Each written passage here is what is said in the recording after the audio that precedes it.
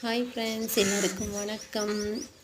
இன்றைக்கி காலையில் எந்திரிச்ச உடனே கீழே கார்டனில் போய் எதாவது அறுவடை இருக்கான்னு பார்க்கலான்ட்டு போனேங்க. ஆனால் பெருசாக எதுவும் அறுவடை இல்லை.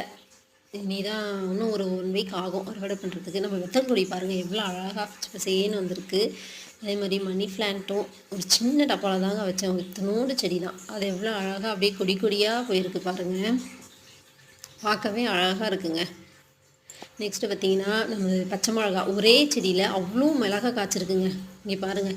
ஆனால் அது இன்னும் பறிக்கிற அளவுக்கு வரல. இன்னும் கொஞ்சம் நாள் போகணும் அப்படின்னு சொன்னாங்க. இன்னும் நல்லா முத்தட்டும், அப்புறம் பறிச்சுக்கலாம். அப்புறம் தக்காளிலாம் பார்த்திங்கன்னா பெரிய காயாக இருக்குது. இன்னும் பழமும் ஒரு சிலது இருக்குது, இன்னும் ஃபுல்லாக பழுக்கலைங்க. அப்புறமா நான் அறுவடை பண்ணும்போது நான் உங்களுக்கு காட்டுறேன்.